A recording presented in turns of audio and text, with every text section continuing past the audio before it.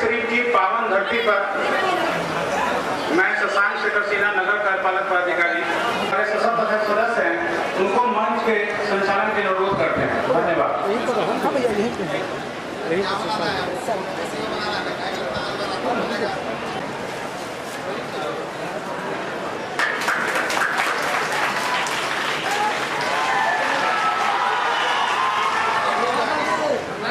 मैं माननीय नगर उप सभापति जी से अनुरोध करता हूं कि वो माननीय मंत्री नगर विकास एवं आवास विभाग को बुके देकर उनका स्वागत करें।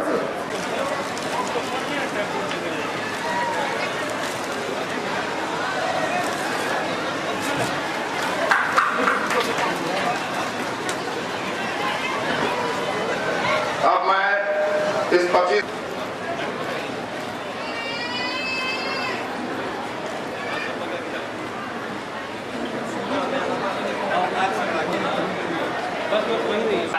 भी दिया है। ये संभवतः देश में पहली बार हुआ है जिसमें लाभार्थियों का पूरा और 2010 में जवाब दे दिया।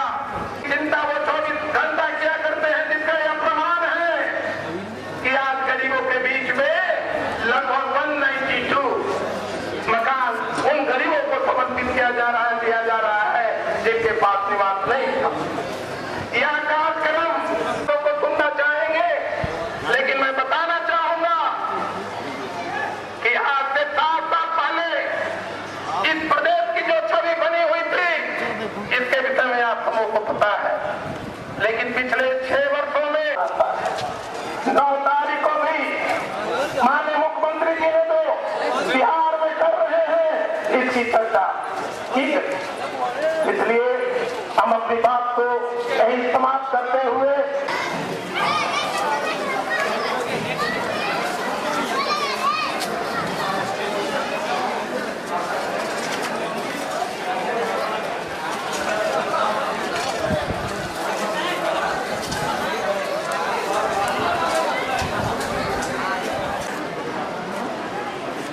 कि शहरी गरीबों के लिए बुनियादी सेवाएं कार्यक्रम के अंतर्गत कुछ भवन बनकर तैयार हुए हैं और उन्हें आज सामने है, नजदीक मत लाभार्थियों को सुपुर्द किया जा रहा है।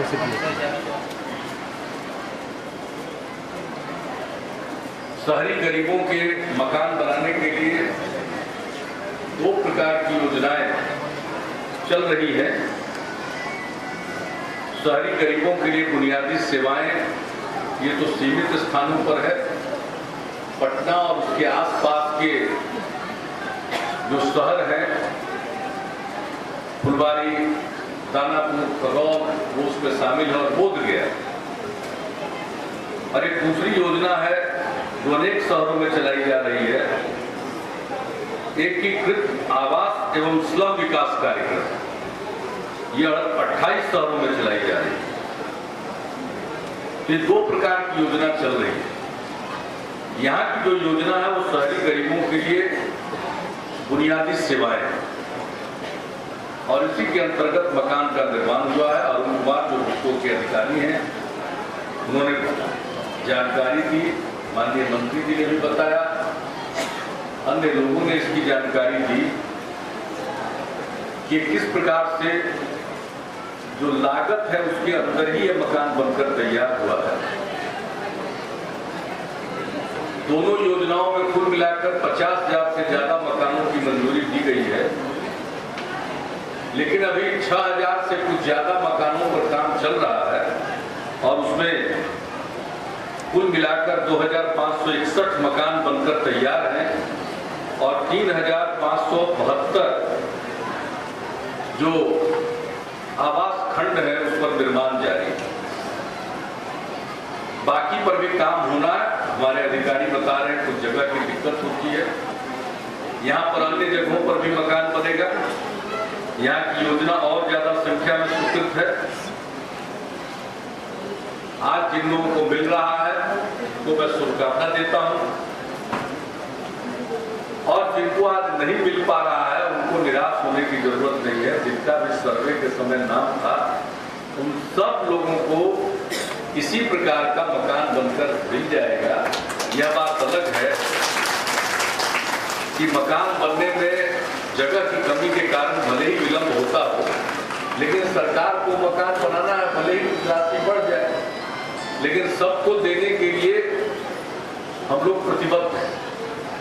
और इसमें आमतौर पर केंद्र सरकार और राज्य सरकार दोनों की लगभग बराबर की हिस्सेदारी, लेकिन ये जो योजना बनी है, इसमें तो मैं देख रहा हूं जो शहरी गरीबों के लिए बुनियादी सेवाएं नाम की जो योजना है, इसमें पूरी लागत सिर्फ इस 192 आवासीय खंड का नहीं, पूरा जो योजना है शहरी गरीबों के लिए बुनियादी सेवाएं, ये कुल लागत इसकी है 709 करोड़ 98 लाख रुपया, और इसमें 22,372 आवासीय भवनों का निर्माण होना। इसमें भारत सरकार का अंशदान है 312 करोड़ 76 लाख रुपया, और राज्य सरकार का अंशदान है 397 करोड़ 23 लाख। यानी आमतौर पर माना जाता है कि 50-50 आधा, लेकिन हम यहाँ देख रहे हैं कि आधा से ज्यादा राज्य सरकार को लग रहा है और आधा से कम केंद्र सरकार को देना पड़ा। लेकिन ये जो संयुक्त योजना है केंद्र और राज्य की मिलाकर दोनों को पैसा देना पड़ता है, उसके माध्यम से शहरी गरीबों को आवास उपलब्ध कराना। गांव में इंदिरा आवास चलता है, जितने लोग बीपीएल श्रेणी में आते हैं सब लोगों को बारी बारी से इंदिरा आवास के लिए पैसा मुहैया कराया जाए। शहरों में जो मलिन बस्तियों में लोग रह रहे थे, बुरा हाल था, न पानी का प्रबंध है, न बिजली का प्रबंध है, न नाली का प्रबंध है, बिल्कुल विकट परिस्थिति में लोग जीते हैं। उन मलिन बस्तियों में रहने वाले लोगों को बेहतर आवासीय सुविधा प्रदान करने की नियत से इस योजना को चालू किया गया और वही किया जा रहा है। और आज मुझको अच्छी तरह याद है, इस योजना का शिलान्यास करने भी हम आए और एक ही जगह से सबका शिलान्यास भी हुआ था। शाम में हम आए थे, रात हो गया था। 3 साल पहले, 3 साल से भी ज्यादा हो गया मेरे हिसाब से, 2008 में आए। अगला दिन सबका विभाग बदल गया, तो उसके एक दिन पहले हुआ था शिलान्यास। तो याद है हमको 4 साल पहले। तो आज मुझको खुशी है कि योजना ऐसा नहीं हुआ कि समय के अंतराल में कहीं खो गई, बल्कि कुछ कठिनाई जरूर आई, लेकिन इस योजना को पूरा किया गया।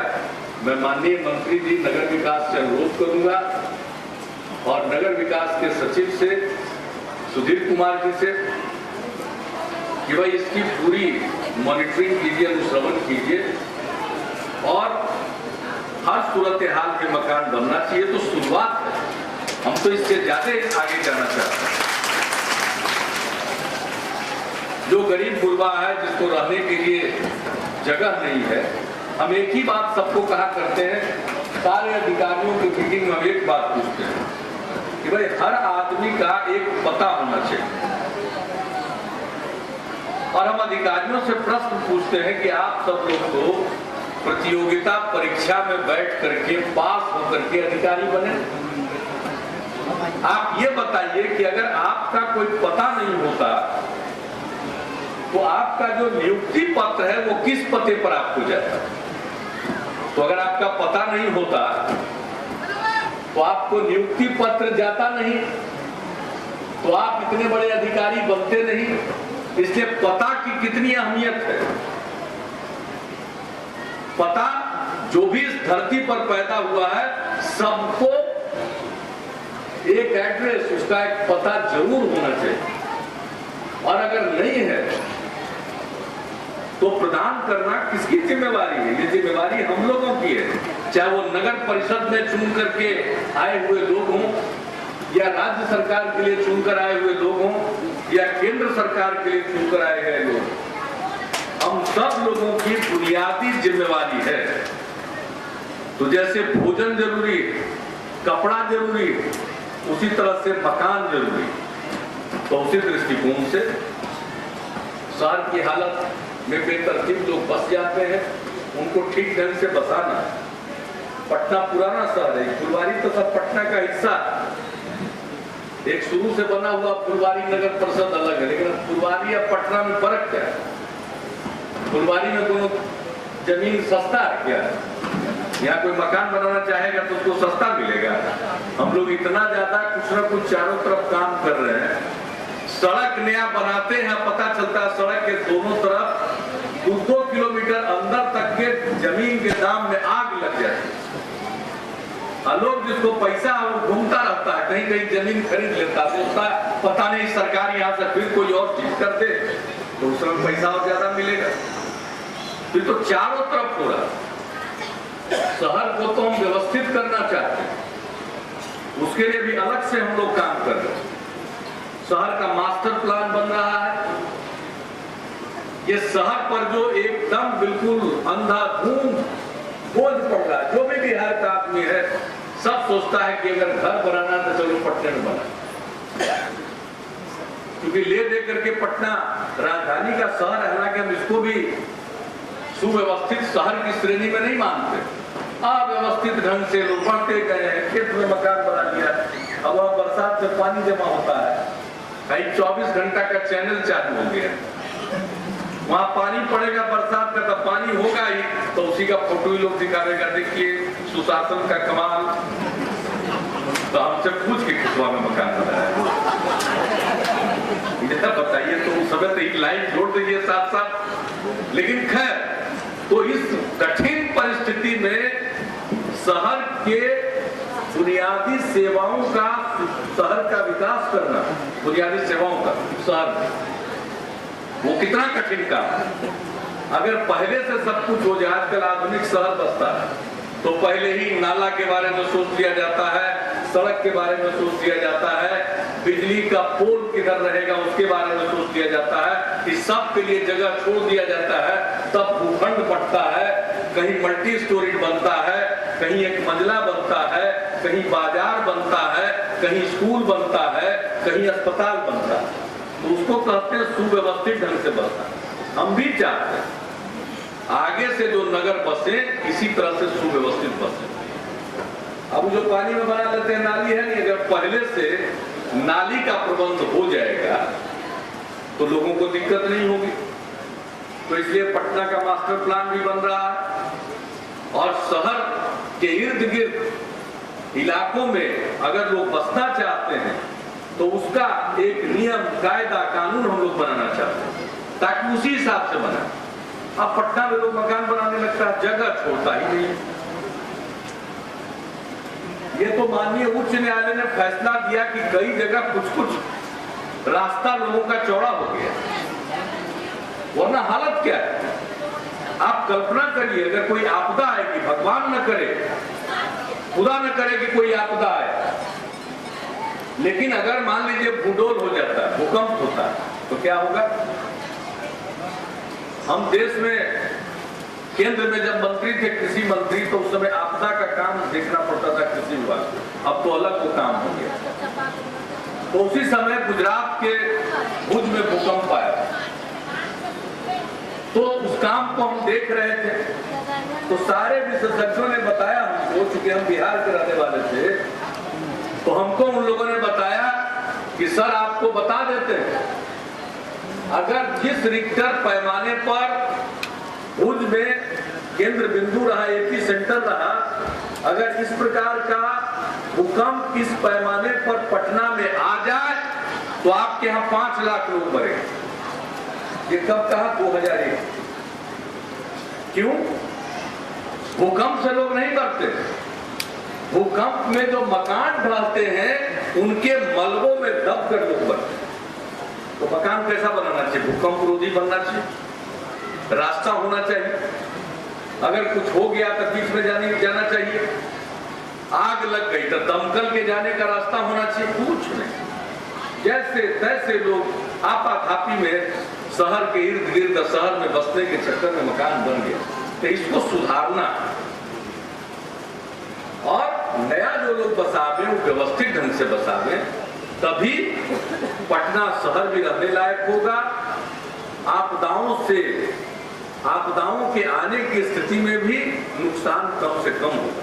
तो इन सब चीजों के लिए बिल्डिंग बाईलॉज होता, दूसरी चीजें होती और कायदे कानून सब में सुधार लाने की कोशिश कर रहे हैं और एक कानून बनाने पर नगर विकास विभाग काम कर रहा है और मुझको पूरा विश्वास है कि इन सभी विषयों को समेटते हुए शहरों की बसावट ठीक हो, शहर पर कोई आफत आवे तो नुकसान कम से कम हो, इसको ध्यान में रखकर उसको व्यवस्थित करने के लिए और नया कोई बसे नए जगह पर तो वो खूब अच्छे ढंग से बसे, इसी को ध्यान में रखकर एक नया कानून हम लोग बनाना चाहते हैं और उसी पर नगर विकास विभाग काम कर रहा है। तो मुझे पूरा विश्वास है कि अगर व्यवस्थित ढंग से कोई काम होगा तो हर चीज का ख्याल पहले ही किया जाएगा, हर तबके के लोग बस जाएंगे। मान लीजिए किन्हीं को शहर में फ्लैट लेने का औकात है, फ्लैट लेंगे, किन्हीं को अलग मकान में रहने का औकात होगा, अलग मकान में रहेंगे। जो गरीब गुरबा है उसके लिए भी वहां गुंजाइश हो। ऐसा कोई शहर नया नहीं बसना चाहिए जिसमें गरीब आदमी के बसने की और रहने की गुंजाइश न हो। इसलिए कानून हम लोग उसी दृष्टिकोण से बनाए। किसी का जमीन चला जाता है उनको बड़ी तकलीफ होती है, क्योंकि जिस समय जमीन खरीदा जाता है या लिया जाता है उस समय उसका दाम कुछ रहता है, लेकिन जैसे ही विकास की बात फैलती है उसका जमीन का दाम कई गुना बढ़ जाता है, जिसका हमने जिक्र किया कि सड़क बनते बढ़ जाती है। तो जमीन लिया जाए तो जिस व्यक्ति की जमीन जाती है उस व्यक्ति का भी उसमें स्थायी तौर पर रुचि रह जाए। अगर किसी का 1 एकड़ जमीन गया तो कुछ हिस्सा उसका वहां रहे, ताकि जितनी कीमत आज 1 एकड़ की है और जितनी कमाई आज 1 एकड़ से हो रही है उससे कहीं ज्यादा कमाई छोटे से जमीन के टुकड़े से हो जाए, तो आने वाली पीढ़ी भी उनका भविष्य सुरक्षित रहे। तो इन सब चीजों को ध्यान में रखकर हम कानून बनाए। अभी बन रहा है, जब पूरे तौर पर बनेगा हमारी कोशिश है कि विधानमंडल के शरदकालीन सत्र तक एक नया कानून हम लाने में कामयाब हो जाए। उसमें इन सब चीजों का ख्याल रखें। आज मुझे खुशी आपके बीच आकर के, और रमजान का पवित्र महीना चल रहा, कल जन्माष्टमी भी था, तो ये जो एक पाक महीना चल रहा है इस बीच में लोगों को आज मकान का कब्जा मिलने जा रहा है, तो उनके जीवन में जो खुशी आएगी उसको हम समझ सकते हैं। तो जैसे आज जिनको चाबी मिलेगी, जिनको कागज मिलेगा, उनके जीवन में जो आज खुशी आएगी, इसी तरह की खुशी सभी गरीबों के जीवन में आए, यही हमारी कामना है और उसी के लिए हम लोग काम कर रहे हैं और न्याय के साथ विकास के मार्ग पर चल रहे हैं। तो मैं नगर विकास विभाग को धन्यवाद देता हूं, नगर परिषद की अध्यक्षा को मैं धन्यवाद देता हूं कि उन्होंने आज के कार्यक्रम में यहाँ के जो माननीय विधायक हैं, हमारे सहयोगी हैं, उनको मैं धन्यवाद देता हूं सबने, और नगर विकास के मंत्री जी हैं, उनके तो विभाग का ही कार्यक्रम है। मैं इन सबको धन्यवाद देता हूं कि उन्होंने आज इस अवसर पर मुझे भी आमंत्रित किया और मुझको भी अच्छा लगा कि भले ही 4 साल पहले शिलान्यास करने आए थे तो आज उद्घाटन करने के लिए भी आए और शिलान्यास करने के बाद उद्घाटन कर रहे हैं, इसका श्रेय आपको जाता है। नहीं तो बीच में तो चुनाव हुआ था, अगर हम लोगों को नहीं जिताते तो उद्घाटन कोई और आके करता है। तो आपने उद्घाटन करने का अवसर दिया, तो हम लोग यही कोशिश करेंगे इसी तरह से अपने शिलान्यास किए गए सारे कार्यों का उद्घाटन करने का अवसर मिले वैसा ही व्यवहार करेंगे और उसी ढंग से सरकार चलाएंगे। आप सबको बहुत बहुत शुभकामना, बहुत बहुत धन्यवाद।